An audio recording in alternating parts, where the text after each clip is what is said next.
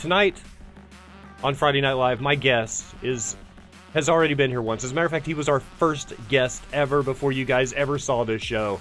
He was on here, and he missed out on you guys. So, I brought him back. Actually, I begged him to come back. He's here now. Tonight's guest, actor, comedian, musician, writer, artist, cartoonist. It's Peter Bedgood. And that interview will start in 3, 2, 1.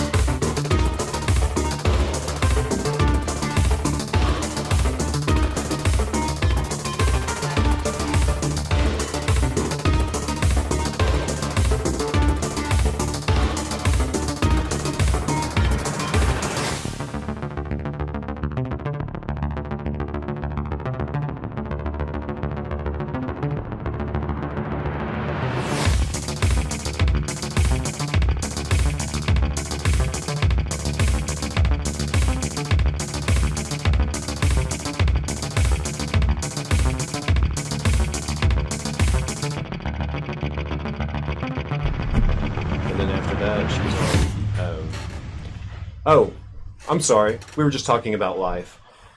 My guest this evening is, of course, the incomparable, multi-talented cup of Java in his hand. It's Peter Bedgood, who told me when he first got here that he didn't want coffee, and now he's drinking coffee.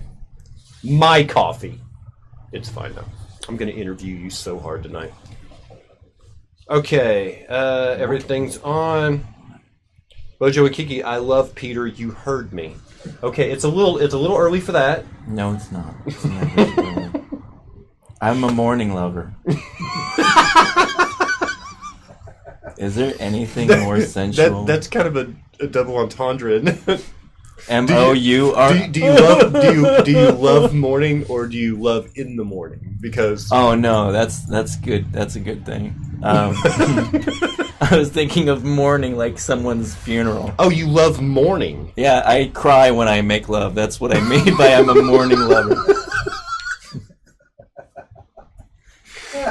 We're off to a good start. He's a morning lover. And get a hold on you, believe it.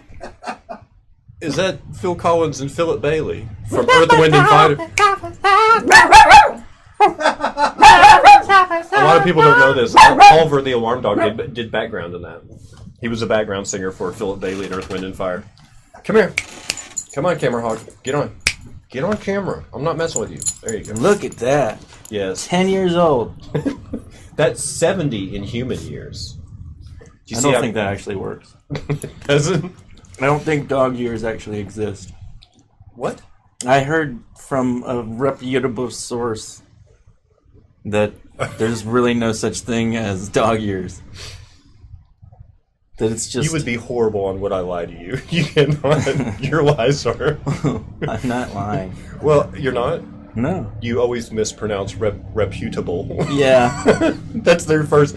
I have it from a reputable source. No, you've already lost your audience. That's true. I would get so busted in front of like a courtroom if they were like, "Would you read the statement?" I'd just be flubbing at.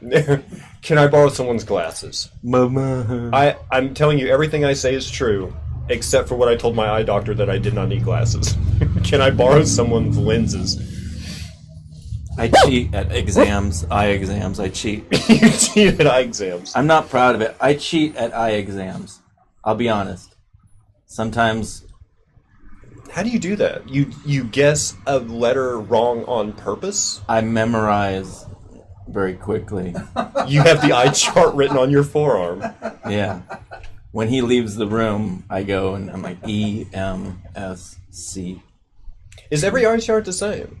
No. Can you pass multiple states' eye exams? I've never had to prove it. You know, we touched the first time you were here. We touched on your acting. Uh-huh. That you've you've in the past indulged in.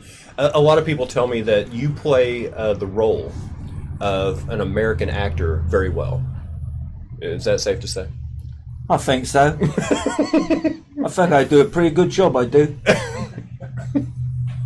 I can do a pretty good American accent. What? So it's weird to see me talk like this, and then like my mates back home, they're like, "Oh, that's awful. You do an awful American accent." Well, you're no Hugh Laurie. No, but I can hold it together for a couple sentences. Sentencers. I lost it. See, every time I try to get fancy. Something we didn't cover the first time you were here was schizophrenia. I don't think we covered that. We talked about it. We talked. Was that you were actually? There's something good. Oh, it's Mr. Ize 606. Thank you, Mr. Ize, for joining. We talked about Jeffy, and I think we talked about Blick Van Glory, and we talked about your time in California. What we didn't touch on was you, and I don't know how to pronounce his last name properly. Is it Breathed or Breathe? You were slated to do you were doing a workup for a Bloom County. Yeah, it was a movie. Was it going to be live action or animated or animated? But it was going to be kind of a cross between kind of like Tintin, where it didn't look like a cartoon. Oh, okay. They were going to make Opus look like three-dimensional. Did you get to meet Berkeley? Yes. No. Oh wow. No, I never got to meet Berkeley. He is a big part of me and Mojo's childhood. Really? Yes. There's three things that I remember about the paper coming on Sunday. Number one, you weren't allowed to open it until my dad did. Fair enough. He had to be the first one, even though the sections we would go to, he wasn't interested in. He had to be the one to open the paper. No, but we had Bloom County, and of course, Calvin and Hobbes. Later on, yes. Okay. But Dave Barry. Dave Barry. Dave Barry. Were you in Florida? No. But his syndicated column was in OK Magazine, which was like a little bitty paper inside the Sunday paper. So that was like, that was our way of keeping touch with current events. Was Bloom County and Dave Barry, and it was always a sarcastic. Where did you grow up? Here. In front of this brick wall. Yes, in Tulsa. Is that the skyline? Yes, it is. Tulsa skyline? Yeah. This is kind of what the inside of your house looks like anyhow. You don't even need the green screen. Well, the window's bigger in the house. I need something tiny that fits between us. Well, plus, if the green screen wasn't here, you'd see all the That's homeless a brick people. screen. I mean, a brick wall. Oh, there's no window? I hate you. Oh, There is a window there. I knew it. Hello. I can hear it. Every once in a while, someone will walk by and be like, I got. Oh, that's okay. Mojo's Dave Barry was in the Tulsa Tribune when we had an afternoon paper. We used to have two papers. We had the morning paper, The World, and then The we had Tribune. the Tulsa Tribune in the afternoon. Yeah, and the Tribune got swallowed up. All newspapers get swallowed up. Your book. This is one of the things that, it's one thing when a friend of yours releases a book. It's another thing when he releases a good book. But we've talked about this. I've discussed this with people on my show. In the past 30 years, the most dominant, because your standard cartoon is 3 or 4 frames, and it's setup, punchline, reaction, or setup, punchline, reaction. But as far as a single frame comic, the person who has dominated over the past 30 years is Gary Larson. Far Side, right? And a close second to that is Bizarro and the Quigleys. To actually see a picture of the creator of Bizarro holding your book is amazing. Oh yeah. Thank you, Evan Hughes. Evan Hughes made that happen. He did? Uh-huh. He was the one that showed me the picture. I didn't know he facilitated it somehow. Yeah, he did. He had a show opening for Dan Peraro. Yeah. In Claremore at this like little church gig. I think it was a miracle, and the only reason why Hughes even did that show was to, and he didn't know this, but was to get my book into Dan Peraro's hands. Wow. I had to go buy a copy of my own book. I paid $27, and I was like, man, fuck this guy. He should buy a copy of my book. At this land? Evan should buy a copy. No, of I was mad at myself. I was like making me spend this money. I felt bad for the people who buy my books. Oh, really? Yeah, I was like... So, in other words, I'd you be were mad mad. at you. Yeah, because why is it got to be so expensive? Well, somebody has to get paid. I mean, I'm sure there's a binder or someone who did the cover or... Yeah. But whatever. A publisher? A publisher gets a cut, right? No, I'm your the agent? publisher. I'm the agent. I don't I'm get everything except... So you overpriced yourself. Yeah. Yeah. I know. That's what I came here to talk about. Not about the book, but about how expensive this book is. I'm mad at me. You're a self-hating cartoonist. Yeah. I wanted to go in front of the world and let everyone know what an asshole Peter is.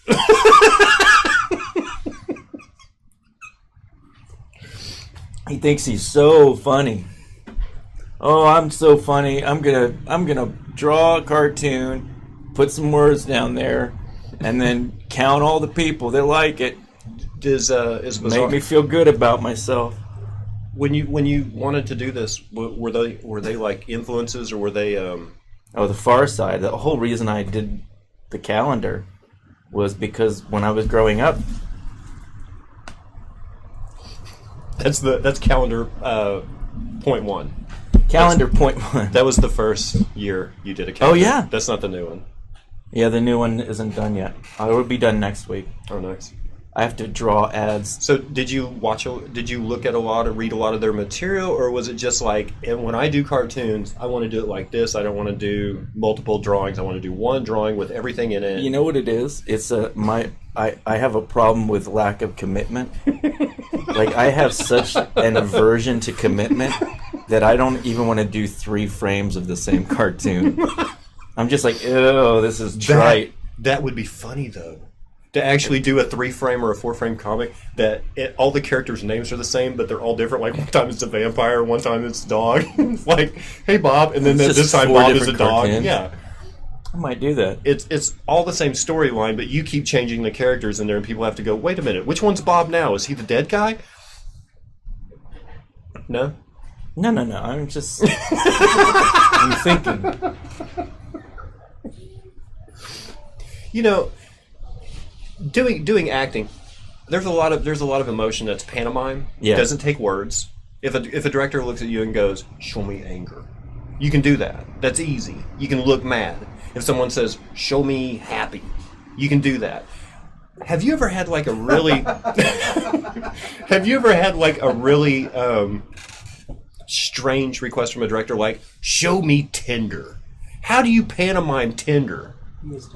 Well, Roman Polanski once said, show me your penis. And I was like, man, I don't know that emotion. I don't know that emotion.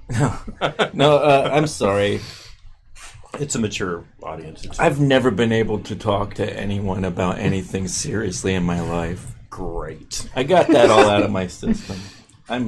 So the thing is, whenever I'm talking to it, I was working on a Toyota commercial, and the director was Philippe. Whatever. He directed the Red Violin with Samuel Jackson, and he's just... And he was doing Toyota commercials. Making good money. Oh, okay. You know, probably paid more than his film did. Wow. So, yeah, that's the way television works.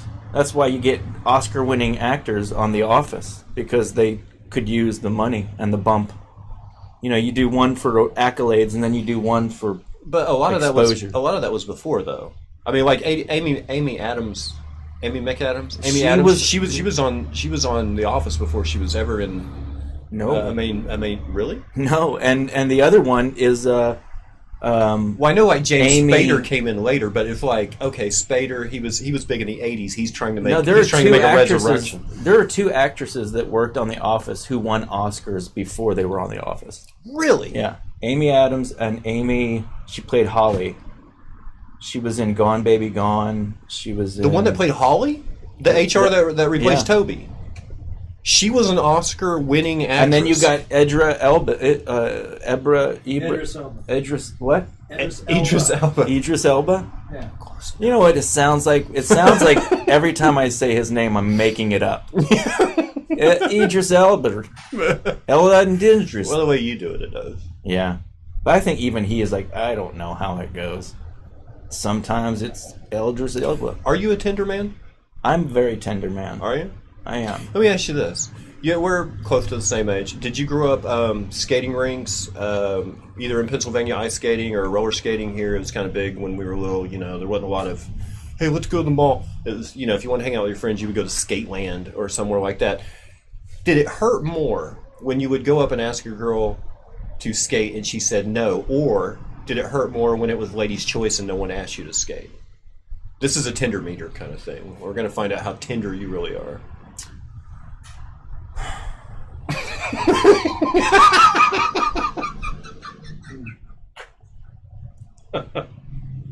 When I was a kid,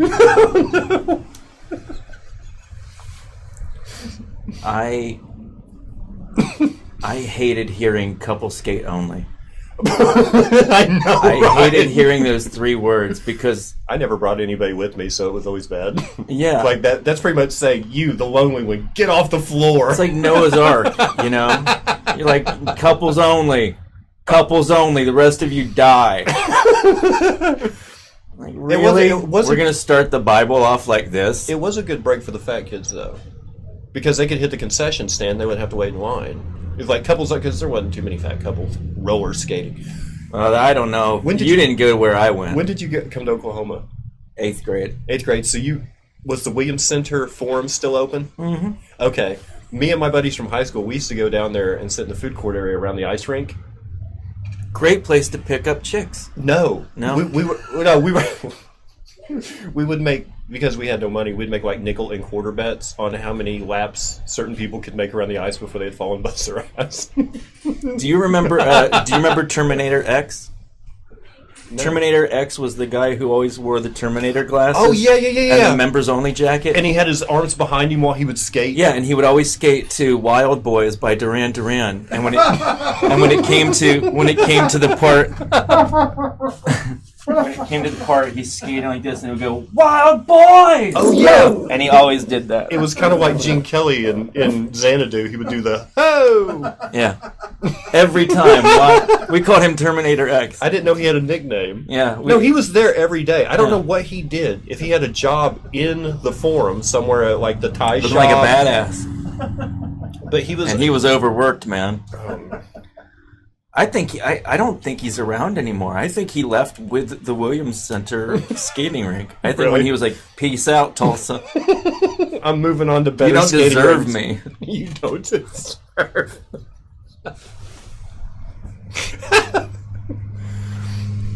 Okay. All right. So, Dubsky. at the conclusion of tonight, I just want to remind everyone, at the conclusion of tonight's interview, conversation, or whenever he gets done, and he's hard to turn off, we're going to switch. I'm going to get back over in the command center. We're going to do a giveaway tonight. Peter has graciously bought a copy of his own book again. That's like $50 you've shelled out on yourself lately on a book that you wrote. I'm worth every penny. Peter has brought a copy of his own book, and we're going to do a keyword. The keyword tonight will be cartoon. You'll type it in chat. We'll do a giveaway. And inside the cover of this book, based on whoever wins, he's not going to sign it to your real name. There will be no to David, best of luck. It's not going to be like one of those generic yearbook kind of signatures. He's going to take your screen name and whatever humor he can pull out of it. This is improv cartooning. He is going to do an original cartoon just for you inside the cover. So you will have the complete Peter Bedgood collection plus one original.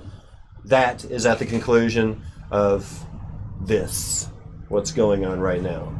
Actually, whenever Oliver wakes up, that's when we're probably going to do that, because I don't know. I don't know about that guy. Does anybody have any questions, by the way? Let's get this thing... the Roman Polanski. Ooh, I knew that was going to bite me. Maybe he meant to say pensive, but penis slipped out. That's what she said. That was very complex. No, this director, he told me, right now what you're giving me is, do you like music? I said, yes, I like, no, I said, yeah, I like music, thank you. And he said, you like, he was French, so he's like, what kind of music do you listen to? You really worked with Roman Polanski. No, I never did. No. I worked with Steven Spielberg. Really? Yes. The real one? Yes. Oh, no, it's Stefan Spielberg. Okay. Stefan Spielberg. Oh, I know his movies. I've seen his commercials. Yeah. He did T.E. And he did... Saving Ryan's Privates. Uh-huh. He did the sequel to the famous Richard Dreyfuss movie. Closer Encounters. Closer Encounters. Of the Fourth Kind. That would be a sequel. Closer. You would think they would either go with Closer of the Third Kind or Close of the Fourth Kind. It seems a bit overkill. The tagline was, in space, no one can hear you get closer.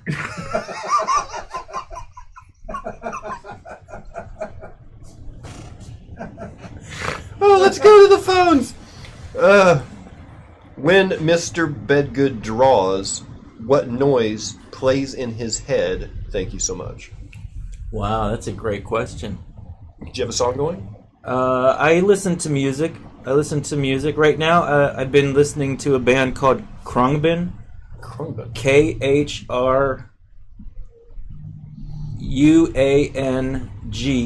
Khruangbin. Khruangbin. I'm going to promote them because I like them. Awesome. I've been listening. That's great. Do you play certain music for? I'm not going to play the Happy Mondays because that's not the right mood for this cartoon. Do you set it up? No, to me, drawing is a. Once I have the joke that I know I'm going to tell with this comic, then the task is handed down the cafeteria line to another cook, and that cook is the technician that's doing the drawing.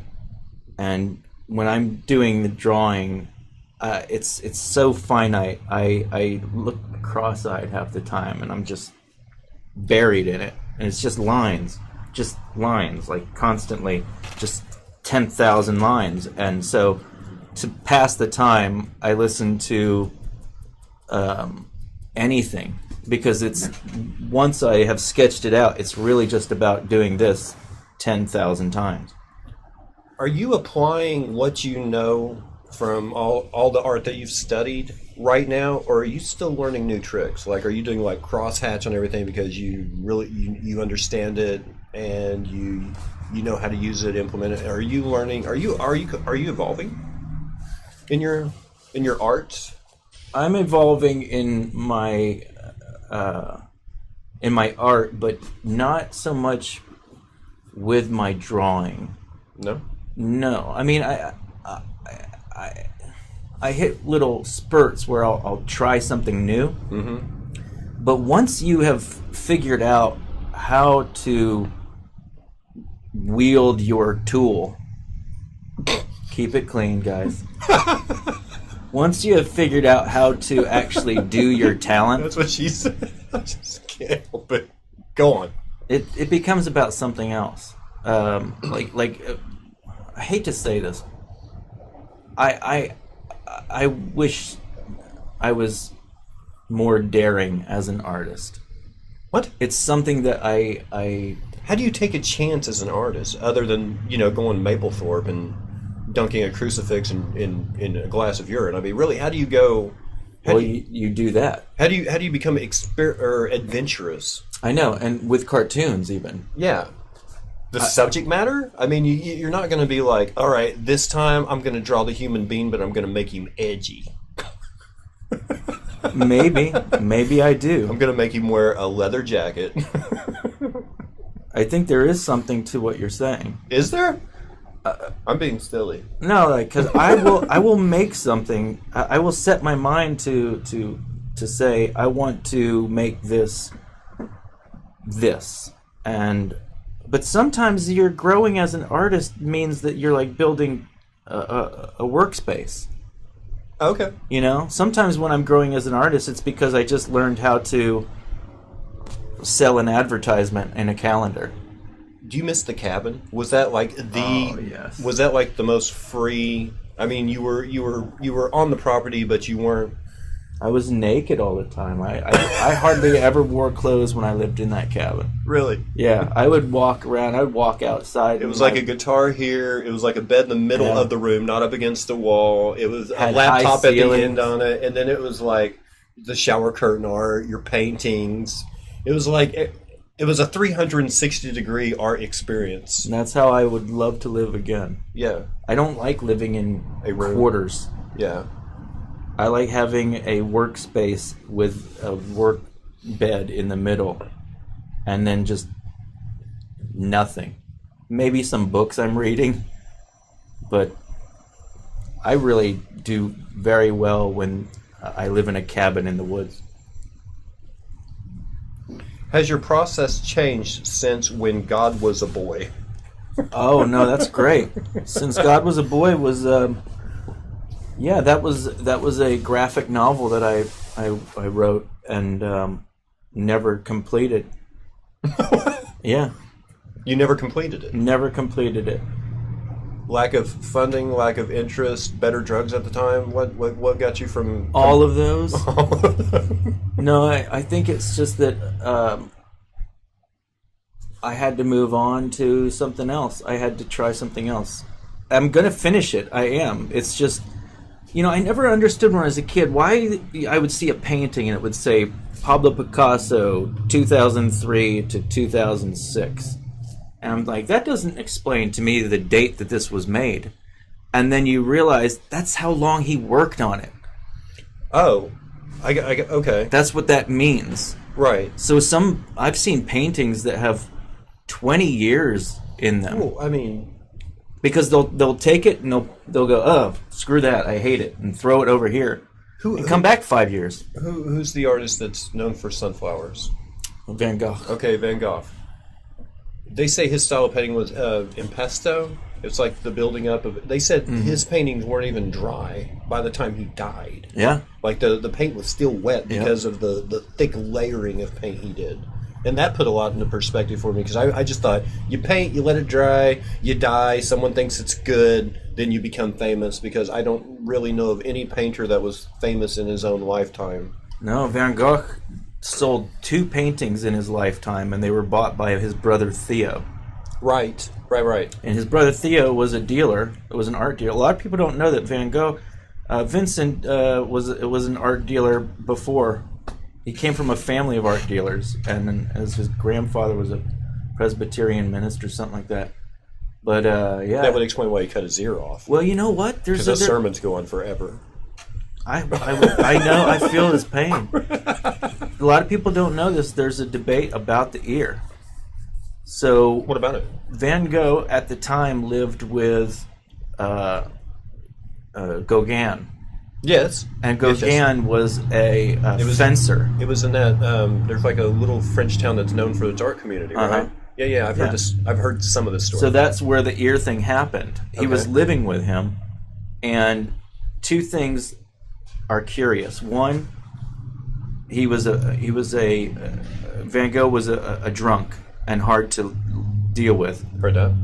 And the day after the incident, because it happened at night, the day after, the police were called out to this house. There's Van Gogh with his ear bundled up, and Gauguin is nowhere to be found. He left. Well, it's kind of hard to take someone's ear off with a fencing foil. They're kind of blunt. No. Didn't know it was a thing. Right off. Okay. I mean, I don't know. I just make these things up.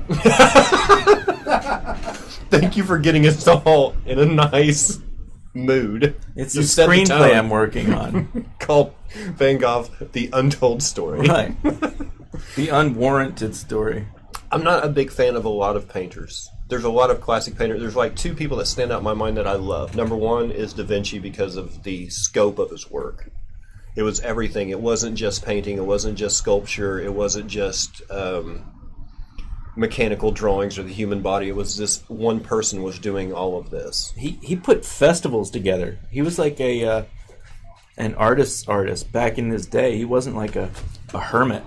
He was gay. He took his, most men wore togas down to their ankles. He wore his above the knee. The first mini. Yeah. Huh. His name is not Da Vinci. It's Leonardo, but Da Vinci just is from Of Vinci. Of Vinci. You don't even know the guy's last name. Or did he have one? I don't know. I mean, is that where they got last names from? I don't know. Well, the Scandinavians see the last name based on what the dad's name was. See, if my name was John and my dad's name was John, I would be John, John's son of John. And that's like the S-O-N at the end of a lot of names is where a lot of last names came from, or they were named after the towns they were from. Jesus of Nazareth. That's why I'm Peter de Tulsi. Peter de Tulsi. Peter de Tulsi. Peter of Red Dirt. Actually, I'm not from anywhere. You are. I probably am. Yeah, probably. I'm from Tulsa. My other favorite artist, and Who? it's just for the vibrant color. And I know who you're going to say. And the finite light source. Rembrandt? No. You're going to say... Vandermeer. Vandermeer? Yes. What'd he paint? Vermeer. Vermeer. I love the Vermeer paintings because... The girl with the pearl earring? Yes, or a girl at the window, or it's like he took a light source and it was just... The lighting and shading was amazing and lifelike in his use of blue, which was a very expensive pigment to use in paintings at the time, but they're very... Yeah. If it was a choice of what I could hang in my house, it would be a Vermeer print rather than a Picasso or a Van Gogh. I love Picasso just because of his everything about him, but his... He's the closest one. I mean, he was actually alive till he 70s. Enjoyed his wealth. I mean, his fame, he lived in it. But he also lived in Paris while the Nazis were there. He had to go around, and that's when he started doing those. When did he die? The statues? 50s, 60s, 70s. 70. So he was 72? famous. He was famous in his lifetime. 73. Oh yeah. He was right out of the gate famous. I mean, his first show did pretty well. Agent John Baratheon, thank you for joining, man. Baratheon, sorry. I appreciate you being here. I hope everything's going well with you. I hope your family's doing well. John lost his brother in Afghanistan last week. Really? Yes. What was his name? A valiant Marine. I don't know his brother's name, but it's good seeing you. What was your brother's name? Do you know Baratheon's? Oh, okay. No, I just want to know his brother's name. Okay. Is the bed the... Oh, man. I'm going to do the frowny face while I have to put on the glasses. Is the bed the heart of the room? Is it because of your last name?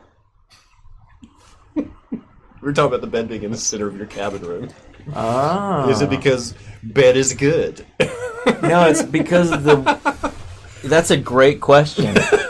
And it's the method of lovemaking that I choose to practice. I make love like sumos wrestle. We start in the center of the room, and you're trying to push each other off the bed, and you have to fight to stay on it. I thought the bed being in the middle and having everything surrounding you is kind of like you work on something, and then you back up away from it to get a better perspective of it, and to really be... I'm happy with that, and you just naturally just sit down on the bed, and then you just go to sleep. That's exactly it. It's like the point of satisfaction in the room. But how far can I get away from that and still look at it? That's the question. I used to always back up, and then I'd always, inevitably, trip. And so I thought, well, I should put something soft there if I'm going to keep tripping backwards and falling on something. A bed. A bed. A bed, maybe. So I never tripped anymore. I just took naps. I'm sorry. I'm being cute now. Are you? Are you really? Did you see the Kirk Douglas movie about Van Gogh? Yeah, Lust for Life. That's a good one. I liked it. It's Good funny classic. they reference it a lot because it was I think it was penned by a guy who actually was a Van Gogh historian. Van Gogh. Dang. There is that debate. Well, and that's also the Van same Gogh. thing with his last name is of. Van Gogh is how the UK pronounces it. Van Gogh in America. I think the Dutch say Gogh. But I mean, it's all you have to do is break it down. Is it night? Like GH is silent, so it'd be Van Nach. Gogh. Night. You know, because GOH. Nicht. And night is NIGHT, but I mean the G and H is silent, so it'd be Van Gogh. Or is it pronounced GH like at the end of the word enough? I think the real question is how many viewers are we losing by talking about this shit? His name was Xavier Endubsky. I just enlisted in the Air Force on delayed deployment. Good Xavier. luck. Good luck, John. Love your face, man. You've been one of the best supporters of this show for the past 8 months, man. And I love your face, I do. Thank you for being here tonight and welcoming back Peter Bedgood. Peter. Let's see. So his name was Xavier? Yes. I love that name. Dr. Cammers, just wanted to pop in and say that I have an Ultimac M8 with your name on it. Oh, that's a different. Thank you, Cammers. Cammers. That's for a different night, but I might be on tomorrow, if you know what I mean. Not streaming, but I might talk to you tomorrow. Wink. Okay. Sending good vibes your way, Agent Brathian. Thank you, Izay. How long did it take you to put your book together? Oh, well, if you consider How many years or is months or does this span through Human Being to your latest work, or does it go back? Does it predate that, or? Well, I think the oldest cartoon in here is probably this one right here. It's I don't know if you can see it. It's a human being, and he's on stage, and he's saying, "Until recently, I thought that an enlarged prostate was something to brag about." And that's at least 3 years old. Is it? Yeah. Is that one you were drawing in class when you should have been listening to us on stage? It might be. No, wait, that was 2.5 years ago. Okay, so That was like February. No, it was March of 2016 is when me and Mr. Chris were trying to do comedy and. Okay, that was good. that was fun. Let me just pin down a couple more comments. Well, I had things to do. Is that set up? Is that set up like a Sunday? Like you have like 6 black and whites and then 1 color, like for a Sunday edition? Well, yeah, I started doing color because I ran out of black ink. here's one of the unicorn outside of the ark, and Noah's yelling, "Couples only." See? Oh. So now you see how I take a thought, Now, turn it into but now I see how you were relating couples only to Noah's Ark. right. No, that's how that works. This is like a little snapshot picture of like an entire Conversation. yeah. That's for every one of these. There's pages and pages of thoughts. Is any of your stand-up in single frame comic form? Have you like taken? For example, let's go back 20 years. The Eddie Vedder sounds like a goat. Did that make it into a cartoon? You can't make Eddie Vedder into a cartoon. Because it doesn't work like that. Like it wouldn't work. I can't draw with an accent. You couldn't draw a goat named Eddie Vedder. I guess I could. Yeah, and then people would just have to go, well, why did he make the goat's name Eddie Vedder? And you go, I don't know. At least I'm alive. Have you ever put yourself in a comic? Yeah. Have you ever made yourself a character in your own? Many of them. Here's one I did of me when I was in Germany last year. And it's me hitchhiking on the side of the road. Yeah. And Right. and it says, I don't. Get down. Go see what's going on.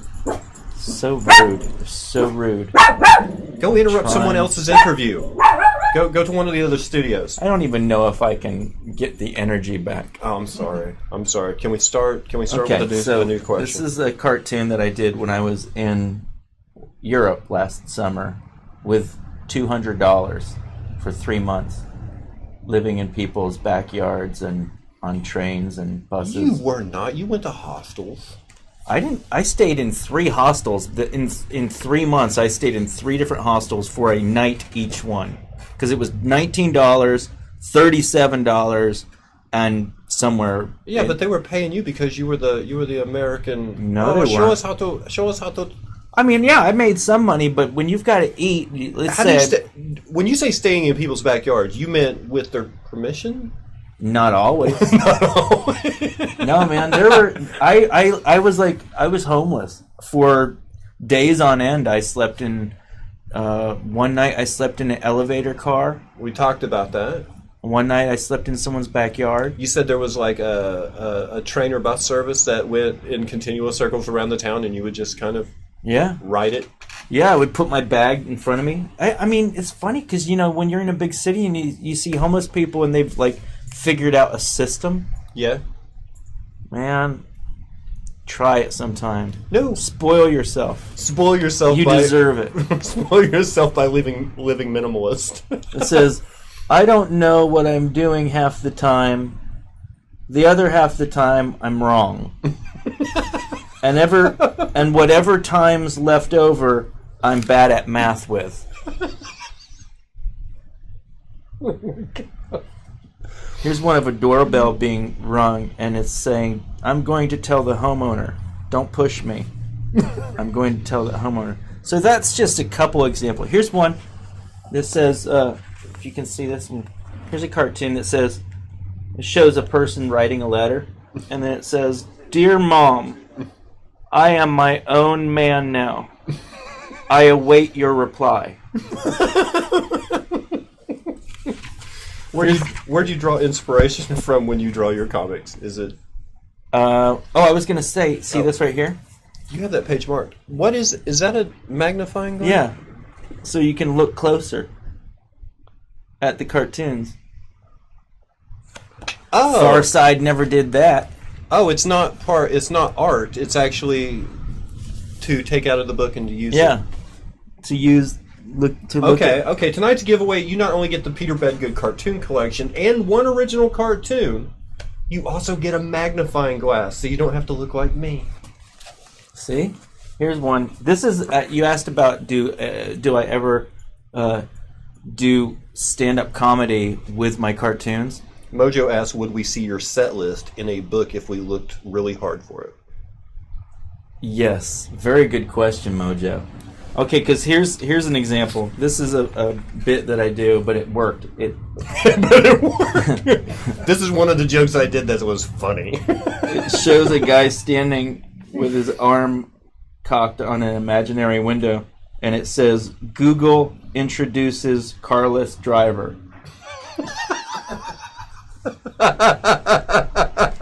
And when I do it as a stand-up bit, I say, it's me.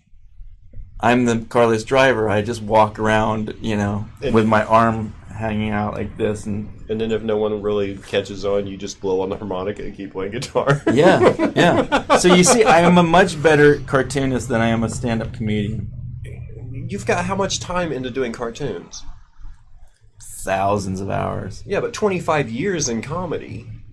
It's not the same. Yeah, but if you'd spent 25 years working on cartoons, don't you think that the level of cartoon would be better than your stand-up? I don't know. No. 6 of one, half dozen of the other. I don't know. It's whatever you spend time doing is what you get good at. That's true. I learned a lot here today. Here's one of 2 dogs, and the one dog says to the other, "What are you barking for?" And the other dog says, I didn't know we ever needed a reason. Did you learn more here today or when we play chess and drink really bad Canadian Hunter? Oh, man. I don't learn anything.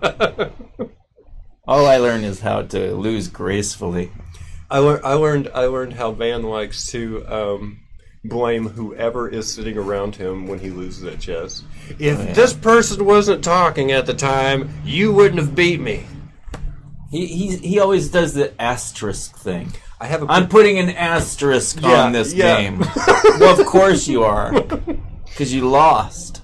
He does. There's only one person who's really I've had to get up, lose my chair to a lot. Chris Doe? No, Rick Carpenter. Van, I could beat maybe 2 out of 3 times.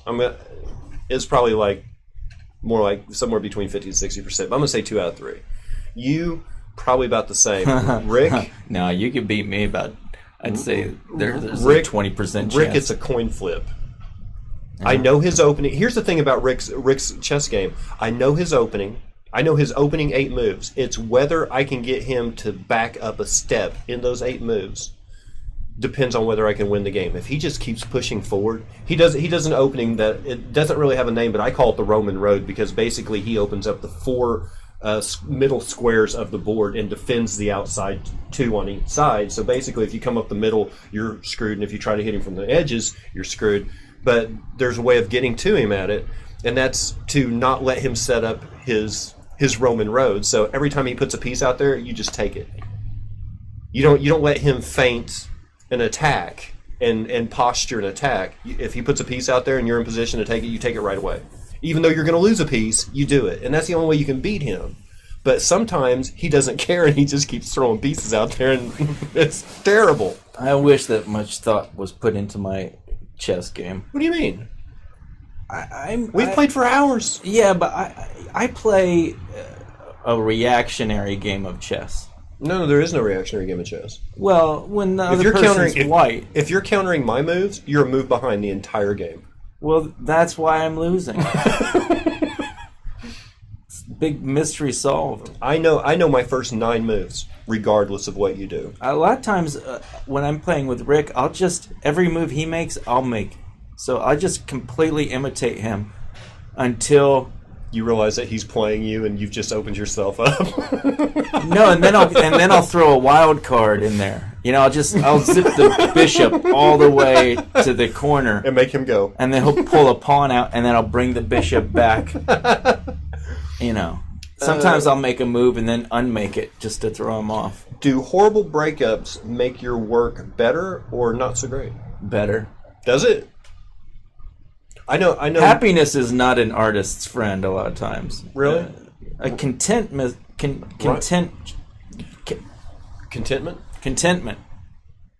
is good. I know Ryan Green. I wait for him to date and break up because his post-breakup set is always beautiful. The observation. By the way, he and Travis Cagle both made the Thrillist list. I saw it. Travis, best unknown or comic in each state. Yeah, Travis was Kansas, and he was. Which isn't fair because Travis was originally from Bixby. He should right. He's been in Kansas for like 3 years. Yeah, he left right after I met him. So all the people there are just probably hating on him right now. Like, motherfucker, you're not even. Ryan Green has this thing where he, I guess, stores information about a person that he's not going to say to them while they're together. And then the first set he does after a breakup is all this stuff that he's been taking notes on for months. And I love it. He is a terrible human being. But he's congratulations, awesome. I love him. Yeah. Did he really stay in an elevator? Yes, I did. And the weirdest part is at 3 o'clock in the morning, there was a knock on the elevator door. Is this elevator taken? And the guy says, "Can I join you?" I was like, "What?" Of course. And why are my pants off? I said, "The more the merrier. Get in here." How long you been standing there and why am I naked? Thankfully, that never happened. So you cannot stay in an elevator like you could stay in the cabin. Like someone just comes in the elevator and you're like, wait a minute, what's all this art doing here? And why are your pants off? And there's a bed in the middle of the floor and you're like, I'm making myself at home. I could live like that. In an elevator. Well, only for art's sake. Oh, only for art. If you do it for a good cause. Yeah, I could live in a box. Like a glass box. I could live in it. Like that Yogi on That's Incredible? Yeah. This man is 6 foot tall. He's going to put himself in an 18-inch by 18-inch by 18-inch cube. Oh, no. That guy. For how long? You don't remember that show? Yeah, I remember. How long was he in that box? Just long enough for he would get in the box, he would pull the lid shut, and then the crowd would go, "That's incredible!" And then they'd do the opening montage. He was the opener. Dude, I want to watch that opening right now so bad. Because I haven't seen it in so long. I remember watching that show. There were some really good stuff, like the Winchester Mansion in California that has like doorways and stairs that go nowhere, and they say it's haunted. And then there was like one episode that started out on That's Incredible, and then 2020 picked it up a news program because it was like on spontaneous combustion. It was just like a picture of a chair with some ashes at the bottom of it. They're like, there was a woman sitting here, and she just went... And then 2020 had to do a story on it to dispel rumors because people thought that folks were just catching on fire for no reason. You know what? I think it's real. Why? Because I know... Have you ever gotten really hot? Have you ever sometimes burnt to ash?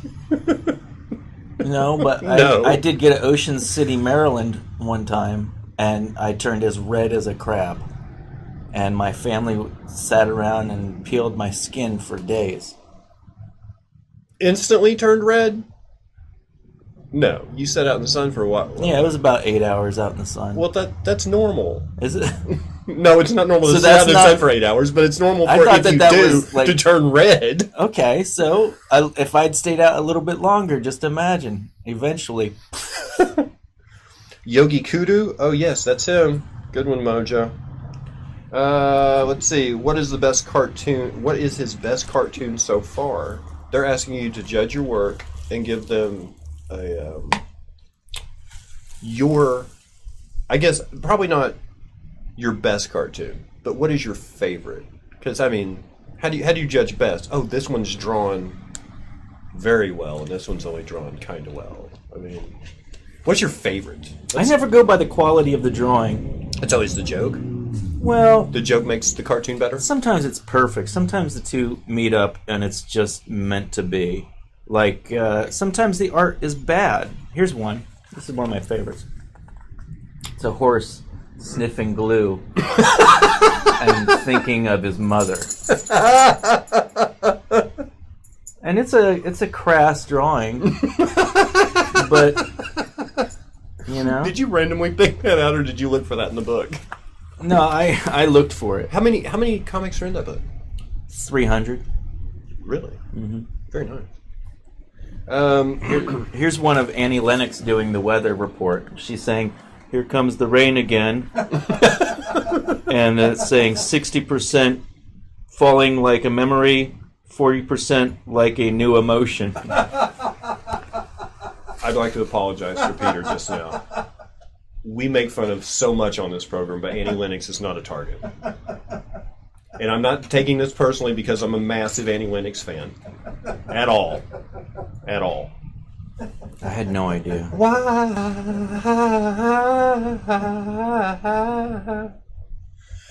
I love Annie Lennox.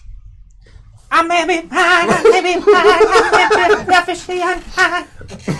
This boat is sinking. This boat. You know what?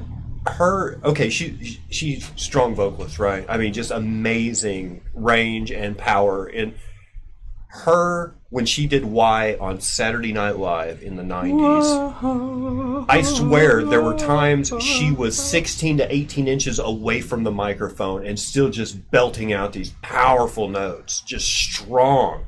You know, like Mariah Carey can hit high notes, but she also has to pull the microphone kind of close to her mouth to do it. She has the range, but she doesn't have the power.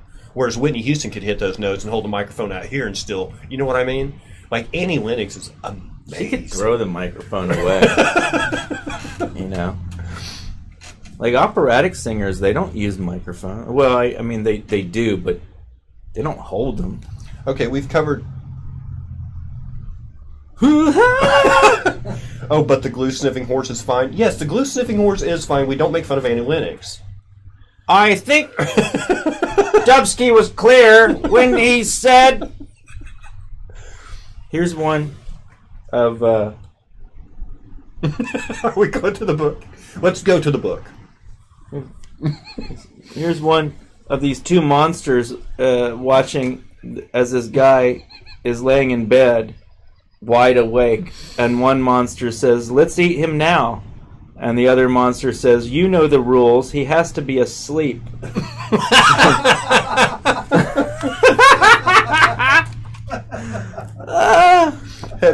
We've talked about your various background. Actor, comedian, musician, writer, cartoonist, artist. The question now here is: what have you not tried that you would love to do? Have you left anything out?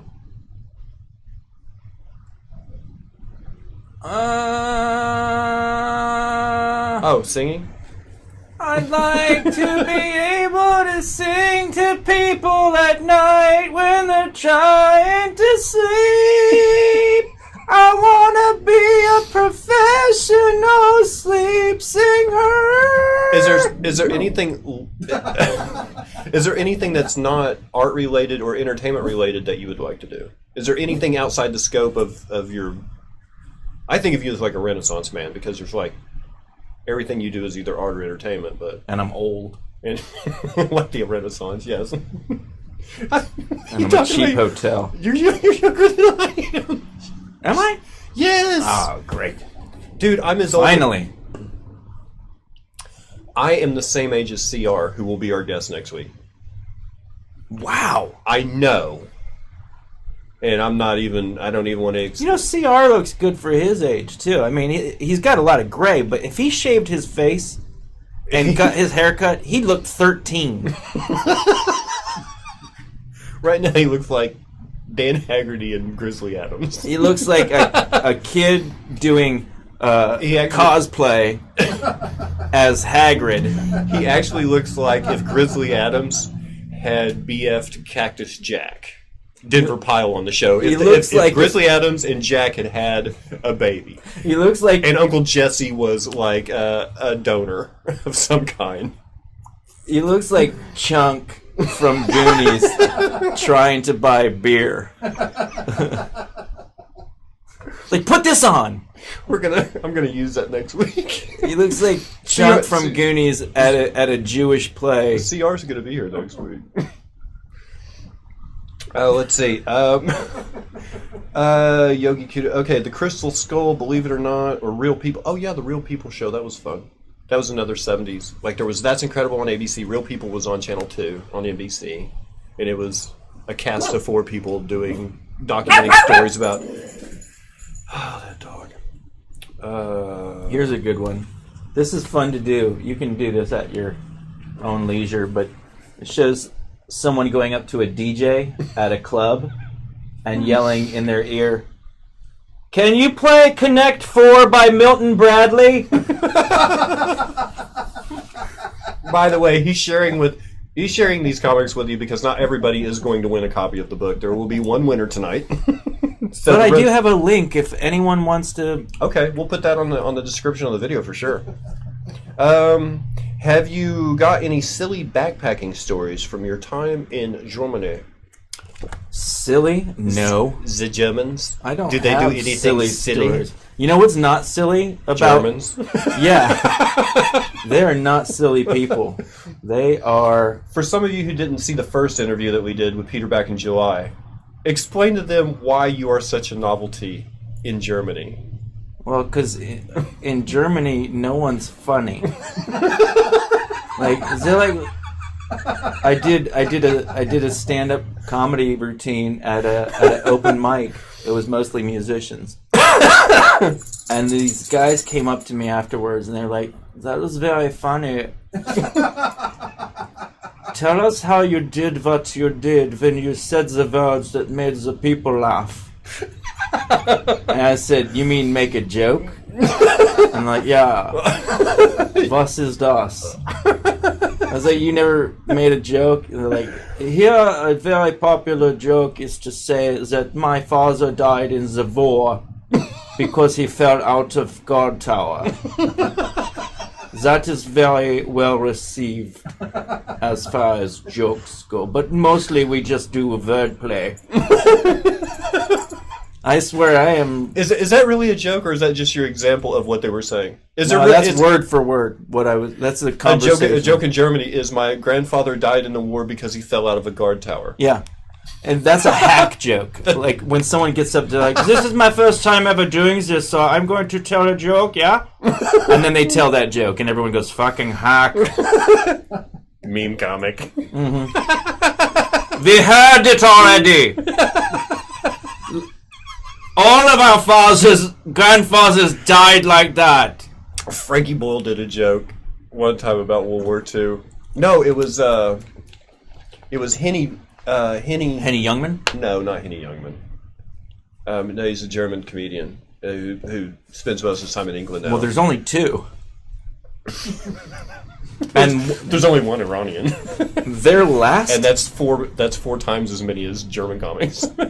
Their Seinfeld, Germany's big comedic voice, had to flee the country because of a sex scandal involving underage females, and him using his pole on this children's show that he had. Oh wow! He had a children's show. So it's like Jimmy and he'd Savile. be like, "Hey, thanks for being on the show, Sally.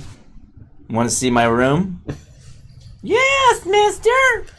Do they run American or English sitcoms in Germany with voiceover? They did not like Seinfeld so much when it was on. Because he's Jewish. Do you know what they replaced it with? Reruns of Hogan's Heroes. Oh my God. Reruns of Hogan's Heroes. But why? Thank you. Wow, that couldn't have been more of a... That's pretty straightforward. I don't think any explanation is needed for that at all. All they're saying is we get this. We don't get this. This we get. We understand the motives are clear. This they're arguing about nothing. It is a show about nothing. This is very funny. I could watch the Americans be in prison forever and not get tired of it. Is there a cartoon that you drew but forgot how funny it was? Did you go back and go, that was... Oh, he's going... Here, let me check the book. I think I might have what you're looking for. Now, sometimes I will hate a comic. I'll think it's not funny. I won't put it out. And then a couple days later, I'll be scrolling through and it'll be there. And I'll see it and I'll go, okay. All right. You got me. You're funny.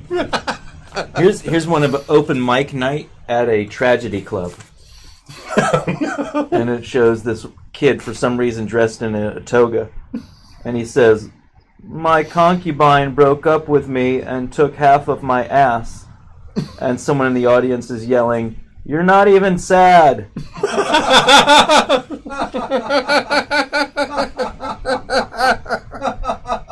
Stand-up tragedy. Very nice. Did you like that one at first, or did it grow on you? Oh, I loved it. I'm not gonna lie to you, that was money. I did this one on a bus going from Antwerp, Belgium to Is that a cat without a head? Yeah, and he's been decapitated. Yeah, I see. Is that some of them just... I mean, look at this. How stupid is this? It's a vampire sleeping. It says Dosferatu. I mean, that's incredibly stupid. But it's that big, and if you don't like it, look anywhere else. That's the great thing about cartoons. They're harmless. Is it? So basically, you just switched a couple of letters around, and it's funny. Yeah. So it's like I'm a member of damn Mothers Against Dyslexia. Exactly. See, I swear, there are like 3 things that I'm going to go home and do because of our conversation tonight. So I don't want any legal repercussions. What? I don't want to hear anything about it. When I come out with a cartoon and it has something to do with what you've said, what I don't said? Send your lawyer over to my house. My lawyer? Where's Oliver? I have one attorney, and he barks really loud. Here's one. This is great if you're married. If you're married. It If you're not married, don't watch right now. I was married for 17 years. Were you? Me too. Oh.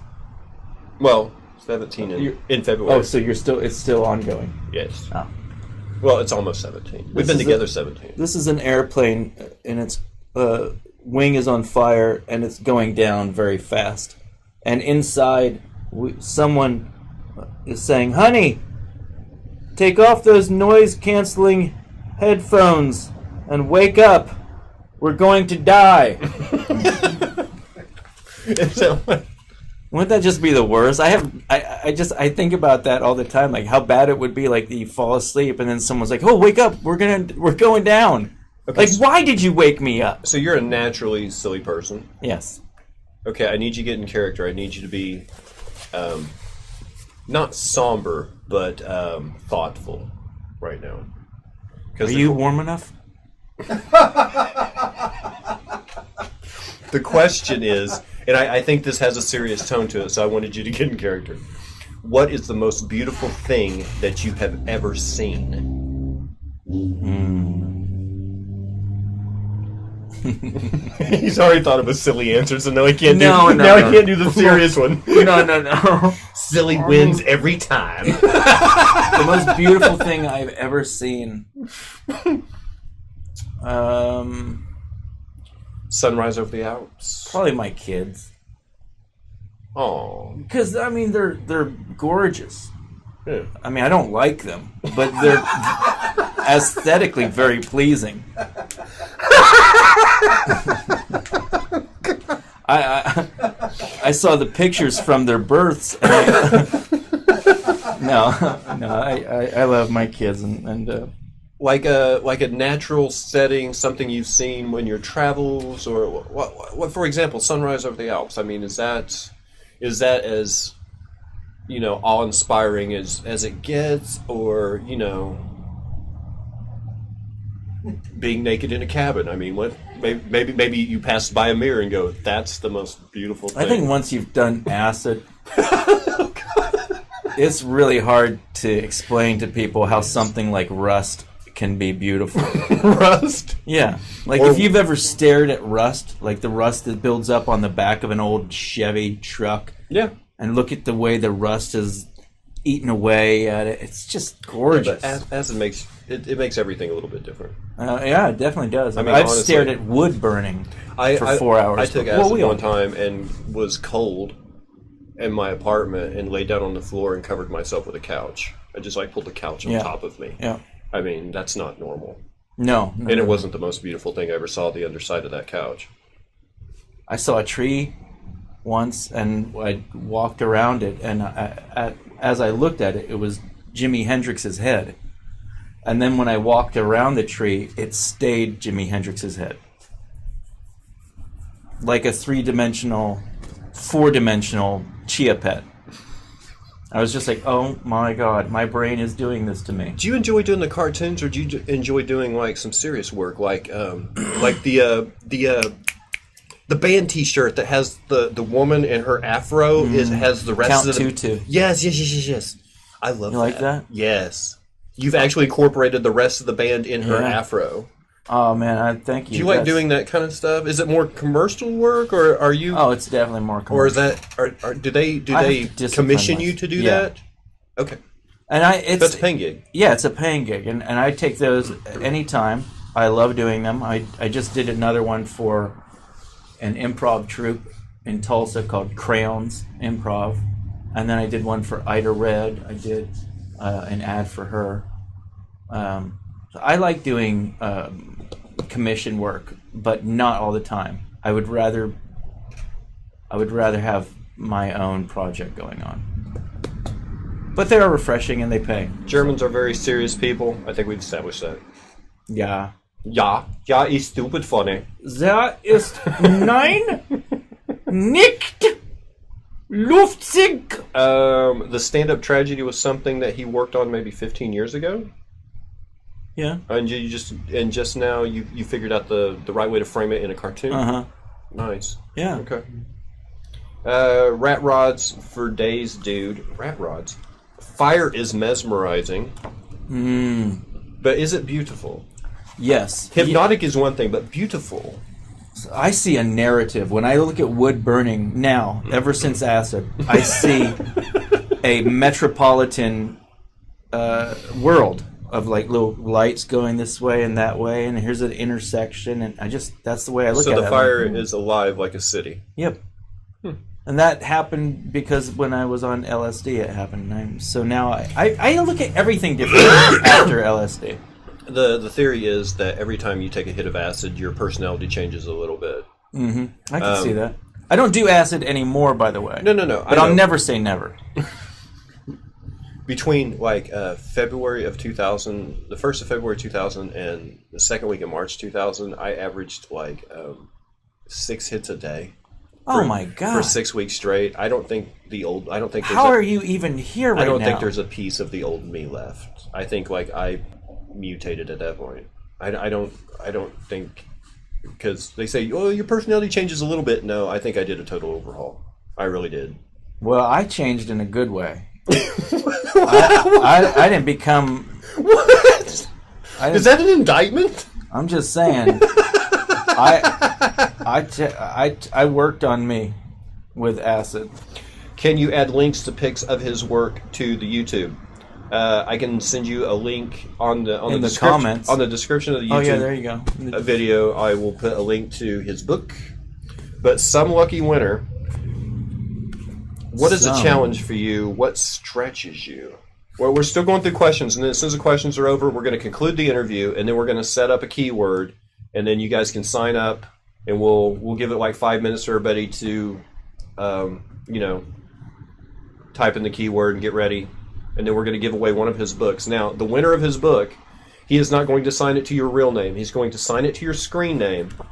And he's going to do improv cartooning, where he actually does a cartoon for you, signed on the inside of the book. So not only will you have the Peter Bedgood collection, but you'll also have one original Peter Bedgood cartoon of your own.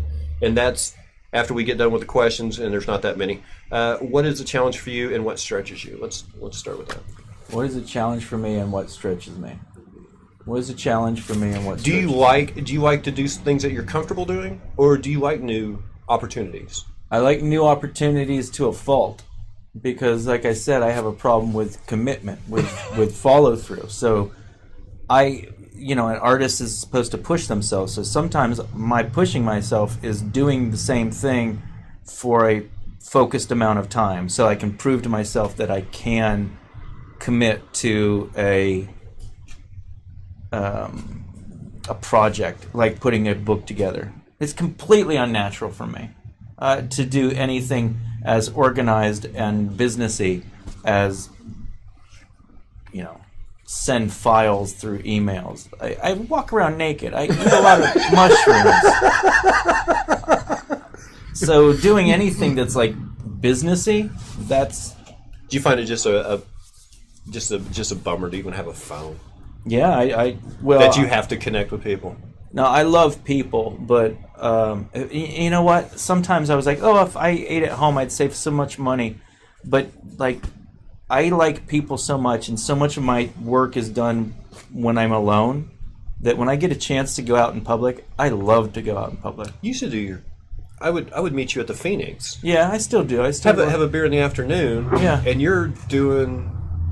Yeah. I don't know if you were getting inspiration from people that were in there, or you just already had ideas that you were pinning down. But it kind of looked like I came here to draw cartoons about you people. Sometimes my eyes, they have to eat things, and sometimes if I have a project where I need to be out in public to be happy enough to work on it. Mm-hmm. Then I'll do that. But if I'm really happy with what I'm putting out, then I'll stay at home. And I'll just work in the confines of my own little cabin. I'm just for hours by myself. What would happen if you committed to something long term? Would something awful happen? There's always... We'll never know. It was good. It was rich. Didn't hurt me at all. That's what he gets for messing with analytics.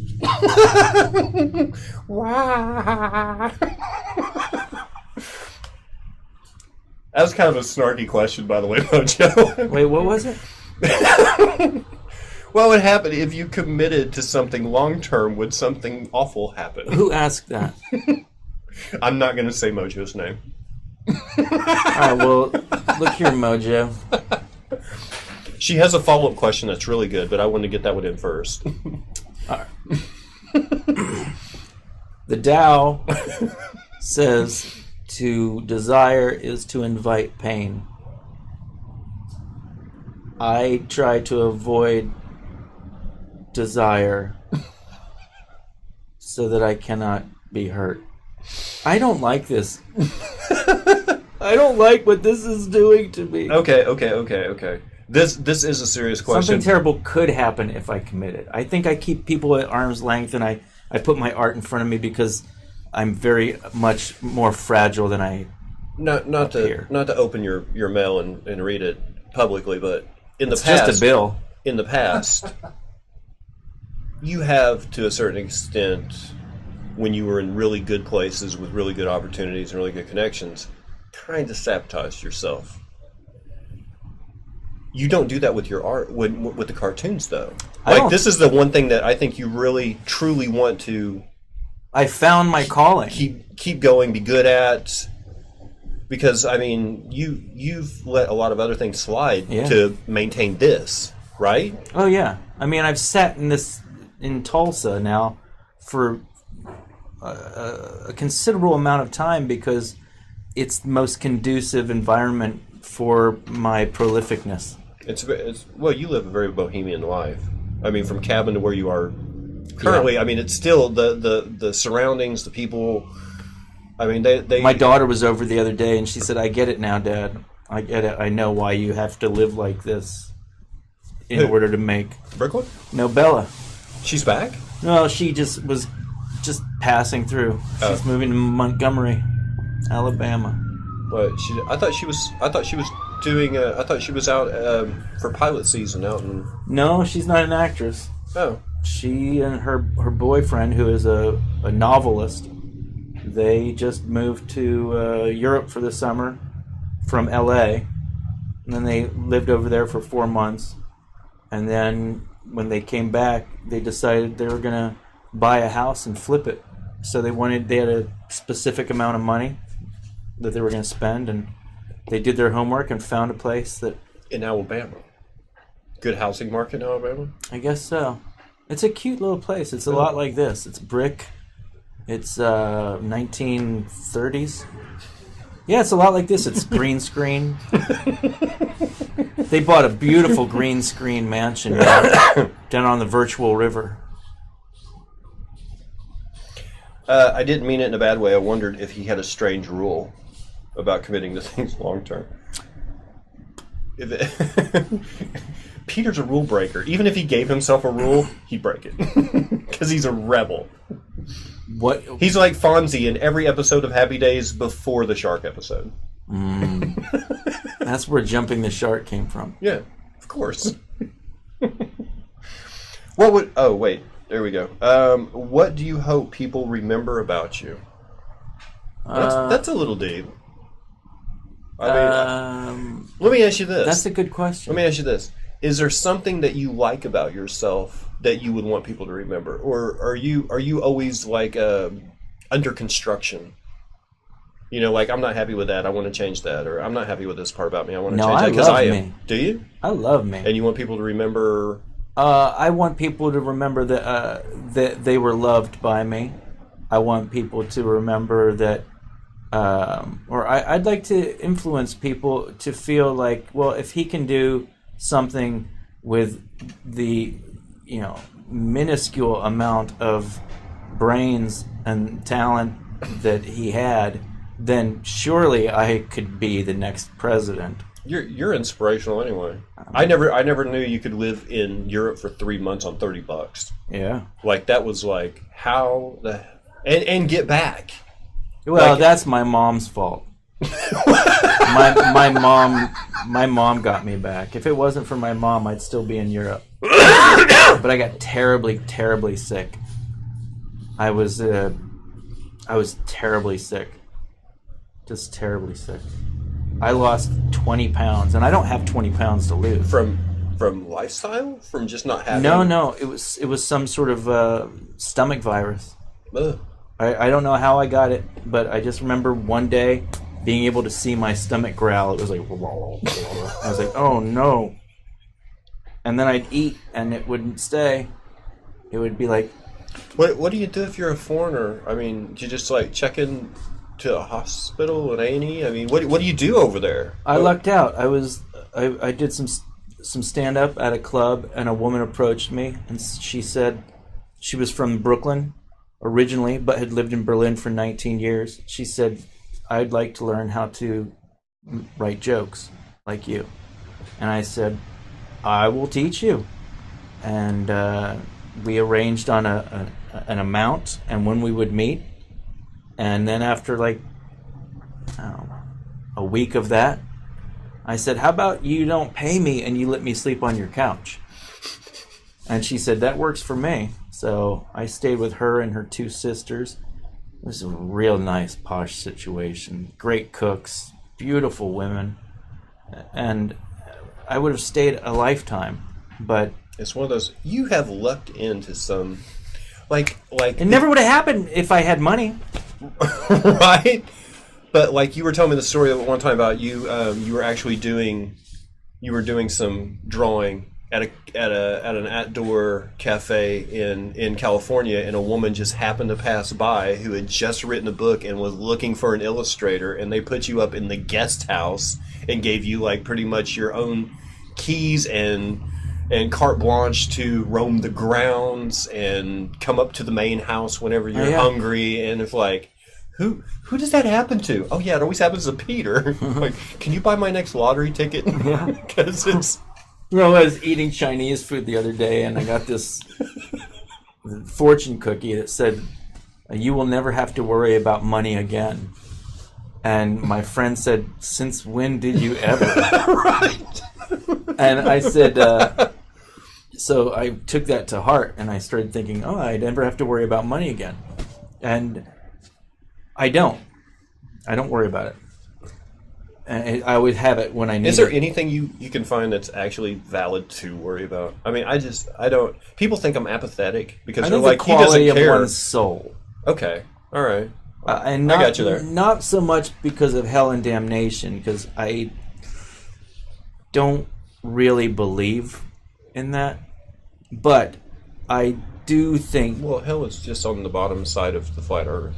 Yeah, I mean, something like that. I mean, I've been to a heavy metal concert. I saw Ghostbusters. I know what's waiting.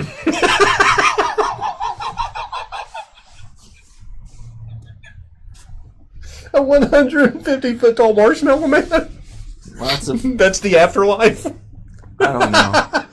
And Sigourney Weaver, who kind of looks hot, even though she's not. She's possessed. Yeah, but you still would do it. You know? You still, like, Dana, like, is that spirit so strong that it could keep her up in the air above the bed while I mount her? That's what I always wondered in Ghostbusters. It's like, I want to test this magic trick. Did you really just carve out Ghostbusters? Could I plank on... It's one of the most family-friendly... I would like to plank on Sigourney Weaver as Dana every time I see that part of the movie. Is that wrong? No, it's wrong to think, because I know the part of the movie you're talking about, and the parts after that. It's hard for me to imagine Rick Moranis and Sigourney Weaver. Like, that's the deal breaker. Like, wait, she mounted him already? Mm-hmm. I'm glad they cut that. Yeah. I think they cut that scene. Rick Moranis. There was a guy in the editing room going, "We can't have this. We can't." You've got Rick Moranis taking Sigourney Weaver from behind. No one wants to see that. No one. Honey, I Shrunk the Kids. Okay, now that was... An Alien.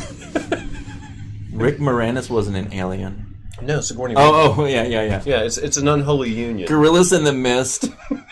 and do you know what's funny? Strange Brew. Strange Brew, good one. Me and Mojo talk about this all the time about how when we were younger, we were watching because you never know the sitcoms you watch who's going to be like the big star. Like nobody because I used to watch ABC in the early 2000s every Wednesday night. It was Drew Carey's show. I know where you're going with this. Whose Line Is It Anyway? Dharma and Greg and two guys that grow in a pizza place, and you watch that show and you're like, hey, that one guy's really good on that show, but the show only lasted less than a year, and then you find out, oh, Ryan Reynolds, he's somebody now, but he was on a sitcom. Well, everybody thought Peter Scolari was going to be the bigger actor on Bosom Buddies, right? And Tom Hanks was just this goofball. And all Peter Scolari did that I know of was whenever Honey, I Shrunk the Kids made it to a TV series. He did Newhart. Peter Scolari was on Newhart? Mm-hmm. Oh, well, I knew he did the Rick Moranis role. Like, he was the second place Rick Moranis on the TV version of Honey, I Shrunk the Kids, which was a weekly. They made it into a TV series, and Peter Scolari played the Rick Moranis role. And I'm like, this guy never went anywhere. Did you ever watch Max Headroom? Yes. I love Matt Frewer? Matt Frewer. Yes. I've seen him in a couple of things recently. See, I love those actors that you think, are they dead? And then you find out, no, they were actually just from Canada. they're doing very well. You know, we just don't know about them because we live in Foley. Dave Foley's actually from my Canadian influence was always Kids in the Hall, because it was like Lorne Michaels with the gloves off, because Lorne Michaels was producing the show, but there were things that he could let them do that he couldn't let happen on Saturday Night Live because of censorship. But Canadian TV didn't have it, like Hitler nails the donkey and all that kind of stuff. Hitler what? Hitler fucks the donkey. It was actually a skit on Kids in the Hall. And it wasn't anything. It was basically just Dave Foley and I think Kevin McDonald standing at a fence. And he's like, "Hey, Dad, what's that man doing?" And Dave Foley goes, "That's no man, son. That's Hitler.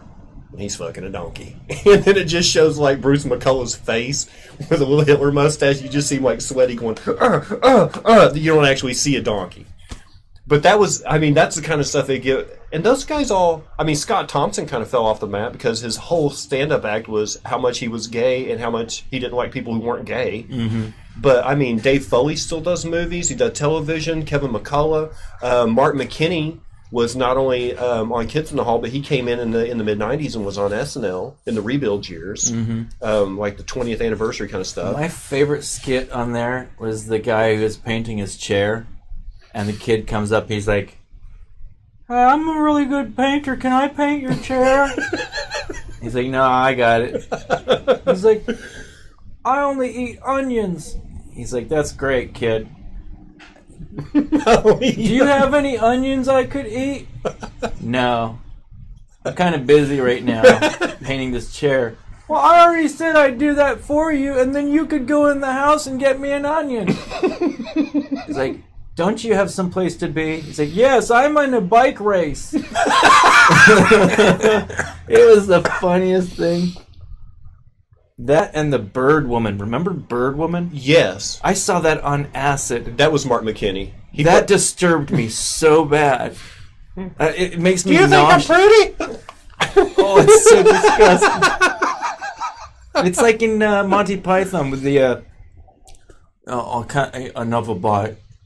"It's just a thin mint wafer, sir." "I can't eat a novel bite." And then he eats it and he explodes. And there's food hanging from his rib cage and it's swinging. It's just disgusting humor. But I don't think anybody's really overdone it though. There's Taboo, but where do you go after Taboo? You can't go anywhere past it. There is only Taboo is the only line. You write Schindler's List. No. You write Sophie's Choice. That's how far you go. So far. No, like Kids in the Hall was taking it another step past what Monty Python did, and then Did you ever get into the Mighty Boosh? Oh yeah. But Old Greg, I loved Old Greg. Old Greg. Any closer and your eyes would be wet. There's a hook in my mouth, mother liquor. You ever drank Bailey's from a shoe? But Little Britain, they took it to the point where it was just like a woman standing in a supermarket talking to another elderly woman, and she just pisses the floor right there. And everybody just kind of looks at it and they're like, oh, okay. And they keep talking and carrying on, but it's like, well, where do you go from there? Once you've hit taboo, what's past taboo? Their biggest one I thought was taboo was when they were both wearing those fat suits and they had no clothes on and their penises were like that big. They were like this big around and their weenies were like that big. My dad says weenie. Weenie? Yeah. I told him, Dad, you don't have to say weenie anymore. You can say penis. He still says weenie. I'm old Greg. I've got a mangina. Thank you, Bearded Froggy. Mangina. I've got a mangina. Okay. That's pretty much it for the interview portion. Now, we're going to take a little break, maybe just a couple of minutes, maybe refresh a coffee, get a water. When we come back, we're doing the giveaway. And we're going to set up a keyword. You guys type in the keyword. Whoever wins, we're going to give people about 5 minutes to get signed up. It's going to be real short. But whoever wins, Peter is going to not only sign the book to your screen name, not your real name, but to your screen name, but he's going to create a one-off comic just to you on the inside of the book. So, and then we'll mail it to you. So that's in a couple of minutes. You want to show them the book? Give them the picture on the back is money, by the way. Okay, that was taken in Belgium by a photographer named Rox. Rox. He made you look like a rock star. Oh, she. I'm sorry. I didn't know Rox was a. Most of the people I know named Rox are men. Van wrote this. When Peter asked me to write this blurb, he suggested I not spend much time on it, as no one will probably see it. Let's hope he's wrong.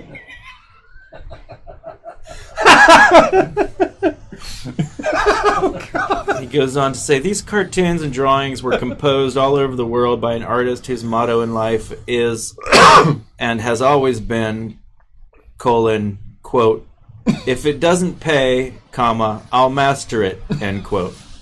But Peter is indeed an artist. Take his recent decision to buy a one-way ticket to Germany. It seemed our starry-eyed hero had fallen for an invitation on Instagram to show his art at the Limo Gallery in Berlin, a well-known launch pad for washed-up cartoonists with no judgment. To raise some cash, Peter sold his 2001 Dodge Intrepid to a scam artist on Craigslist. Is this really on the back of the book? And Van wrote it. He didn't write it. He just took notes from what really happened. That's true. Oh my God. That's what he does, though. So basically, you took an invitation from a Berlin art gallery and went over there with no money and got really sick.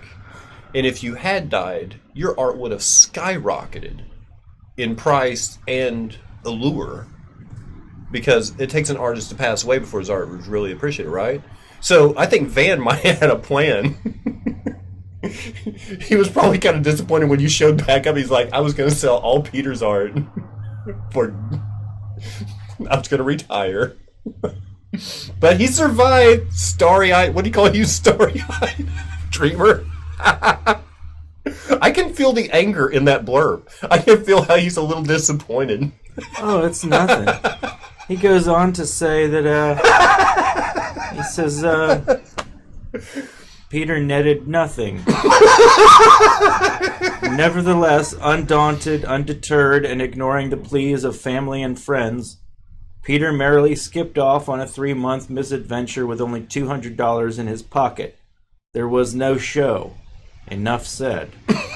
I suggested he title this collection Clueless and Penniless on the Hard Streets of Europe, but he told me to shove it. Peter's talent and whimsical humor will make you smile and think. As a patient transporter, before he was fired for absenteeism, he lifted the spirit of an entire hospital with his caricatures and cartoons. No small accomplishment. Warning, this compilation comes with a magnifying lens that's cheap. Throw it away and use your own.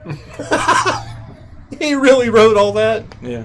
Why did he have to throw in the part about you getting fired? Why couldn't he just talk about how you had raised the hopes of the hospital?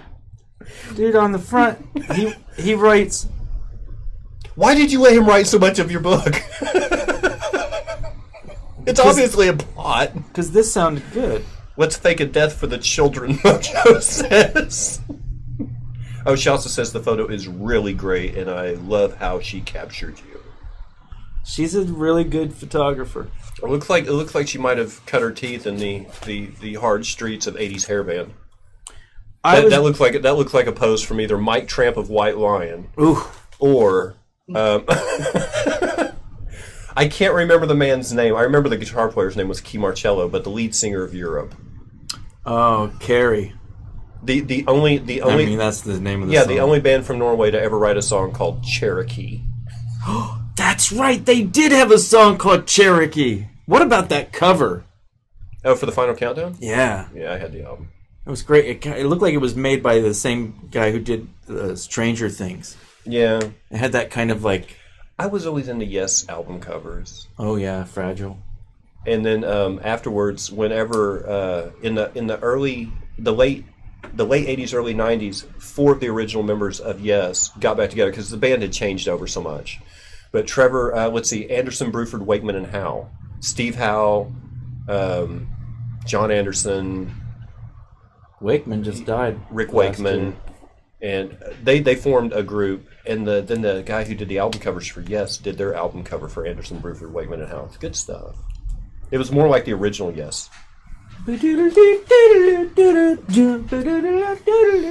Yeah, I mean, how many songs can you have a 7-minute piano solo in? Good God, man. So good. Did Rick Wakeman really die? I think so. Oh, he was an Isle of Man fella. He wasn't from England. He was from the Isle of Man. Really? Yeah, him and the Bee Gees. A lot of famous people are from Isle of Man. You didn't know that? Do you know what I'm talking about when I say Isle of Man?